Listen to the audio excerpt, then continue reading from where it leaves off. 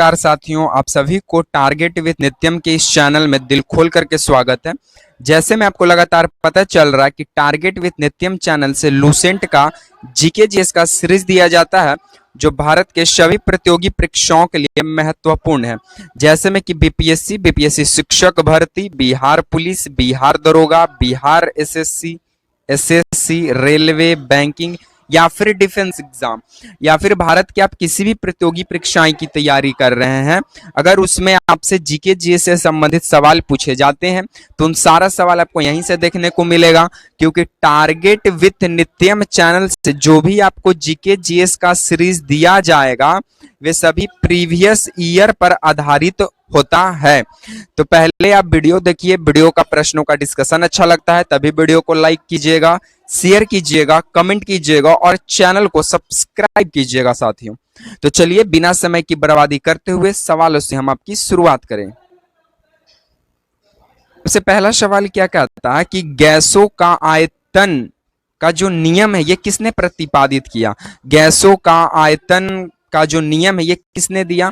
Option A boil ने, option B Charles ने, option C Graham ने या ऑप्शन डी गैलुशाक ने। तो आपको बता दें कि गैसों का आयतन का जो नियम है ये गैलुशाक नामक वैज्ञानिक दिया था।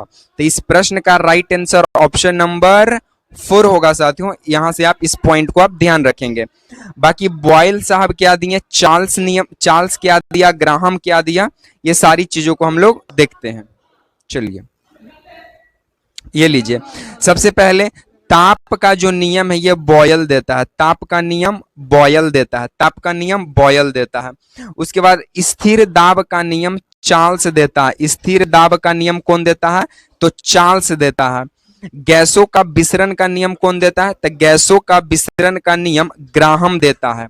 और गैसीय का समीकरण क्या है भाई? तो गैसीय का समीकरण पीवी बराबर nRT होता है। ठीक है, तो ताप का नियम कौन दिया? बॉयल दिया। स्थिर दाब का नियम कौन दिया? चार्ल्स दिया। गैसों का विसरण नियम किसने दिया? ग्राहम दिया। गैसीय का समीकरण क्या है? पीवी बराबर इज इक्वल टू nRT। तो ये सारे पॉइंट को, फैक्ट्स को आप यहां से ध्यान रखेंगे। यहां से SSC/MTS में प्रीवियस ईयर में पूछा गया ये सारा सवाल है। ठीक है, जिसका आज की हम पहला नंबर सवाल का डिस्कशन किए हैं। चलिए, नहीं तो आप प्रीवियस ईयर जो है क्वेश्चन को पलट सकते हैं। नेक्स्ट बोलता है कि सोशल हार्मोनी किसकी रचना है? Option A Lal Krishna Advani, option B Narendra Modi, option C PV Narasimha Rao, option D Sonia Gandhi. MTS में प्रीवियस ईयर में यह पूछा गया सवाल है। तो आपको बता दें कि जो सोशल हार्मोनी पुस्तक है ये माननीय भारत के वर्तमान प्रधानमंत्री ये श्री नरेंद्र दामोदर दास मोदी जी का है। तो इस प्रश्न का राइट आंसर ऑप्शन नंबर 2 होगा। बाकी लाल कृष्ण आडवाणी का पुस्तक का क्या नाम है? पीवी नरसिम्हा राव का पुस्तक का क्या नाम है? सोनिया गांधी का पुस्तक का क्या नाम है? ये सारी चीजों पर हम चर्चा करते हैं। चलिए लीजिए, सबसे पहला सवाल, माई कंट्री माई लाइफ। तो माई कंट्री माई लाइफ के लेखक हैं लाल कृष्ण आडवाणी। लाल कृष्ण आडवाणी ये जो है भारत के उप प्रधानमंत्री भी रह चुके हैं 2002 के आसपास। ठीक है, सोशल हार्मोनी के लेखक कौन है? तो नरेंद्र मोदी हैं। सोशल हार्मोनी के लेखक नरेंद्र मोदी हैं। उसके बाद द इनसाइडर के लेखक कौन है? तो द इनसाइडर के लेखक पीवी नरसिम्हा राव हैं। पीवी नरसिम्हा राव हैं द इनसाइडर के लेखक। और राजीव पुस्तक के लेखक हैं सोनिया गांधी। राजीव पुस्तक के लेखक सोनिया गांधी हैं। राजीव गांधी जो थे ये भारत के सबसे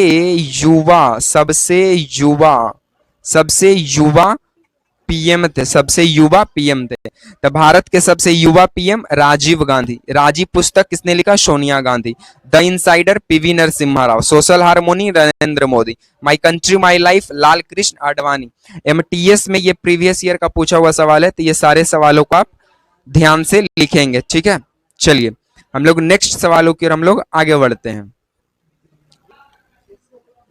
नेक्स्ट हमारा सवाल क्या कहता है कि नींबू में डाइबेक रोग का कारण क्या है?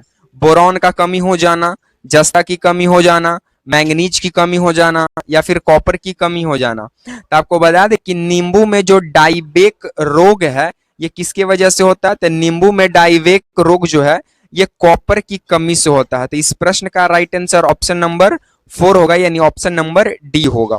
बाकी बोरॉन की कमी से क्या होगा, जस्ता की कमी से क्या होगा, मैंगनीज की कमी से क्या होगा, ये सारी चीजों पर हम नजर डाल देते हैं एक बार। चलिए, सबसे पहले चुकंदर का हार्ट रोग किसकी वजह से होता है? तब बोरॉन की कमी की वजह से। बोरॉन, अगर बोरॉन की कमी हुआ तो चुकंदर में हार्ट रोग होगा। आम का लिटिल लीफ रोग किसकी वजह से? तो आम में लिटिल लीफ रोग जो है वो जस्ता की कमी की वजह से। जस्ता की अगर कमी होगा तो आम का लिटिल लीफ रोग होगा। मटर का मार्स रोग किसकी वजह से? तो मटर का मार्स रोग मैंगनीज की कमी से, मैंगनीज की कमी से, ठीक है। और नींबू में डाइवेक रोग कॉपर की कमी से। किसकी कमी से? कॉपर की कमी से।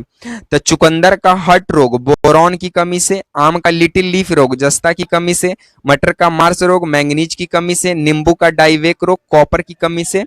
ये SSCMTS का PYQ यानी प्रीवियस ईयर में पूछा गया सवाल है ये सभी, ठीक है। तो इस बात को आप ध्यान रखेंगे और नोट पॉइंट में नोट कर याद रखेंगे।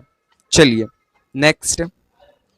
नेक्स्ट बोलता है कि चंद्रगुप्त द्वितीय को किस नाम से जाना जाता है? Option A Devagupta, option B Devraj, option C Devputra या ऑप्शन डी देवव्रत। तो आपको बता दें कि चंद्रगुप्त द्वितीय को हम लोग विक्रमादित्य के भी नाम से जानते हैं। किस नाम से जानते हैं? विक्रमादित्य, विक्रमादित्य के भी नाम से जानते हैं, देवराज के भी नाम से जानते हैं, देवराज के भी नाम से जानते हैं, देवश्री के भी नाम से हम लोग जानते हैं और देवगुप्त के भी नाम से जानते हैं, देवगुप्त के भी नाम से जानते हैं।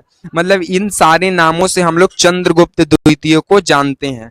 चंद्रगुप्त द्वितीय किनका पुत्र था? तो चंद्रगुप्त द्वितीय जो है ये समुद्रगुप्त का पुत्र हुआ करता था, जिसको विक्रमादित्य, देवराज, देवश्री, देवगुप्त के भी नाम से हम लोग जान गए, ठीक है। तो इस प्रश्न का राइट आंसर क्या होगा? देवगुप्त होगा, देवराज होगा। तो इस प्रश्न का दोनों राइट आंसर ही होने वाला है, ठीक है।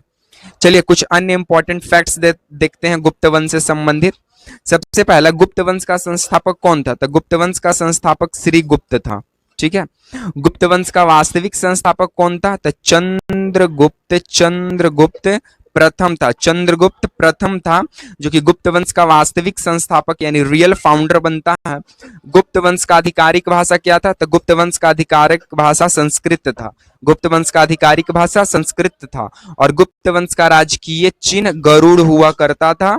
और गुप्त वंश में किस मतलब चीज का सिक्का चलता था? तो सोने का सिक्का चलता था, सोने का सिक्का।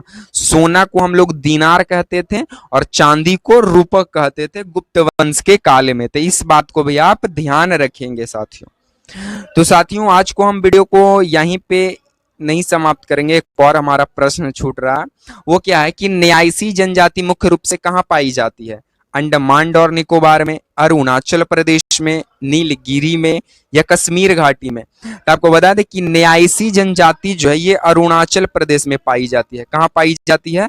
अरुणाचल प्रदेश में, ऑप्शन नंबर 2।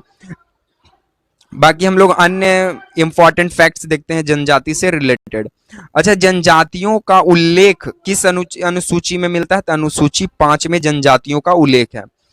जम्मू कश्मीर की बात करें तो जम्मू कश्मीर में बल्ती जनजाति, भेदा जनजाति, गद्दी जनजाति, गरा जनजाति, सोम जनजाति, पुरीगप्पा जनजाति और सीपी जनजाति कश्मीर में पाया जाता है।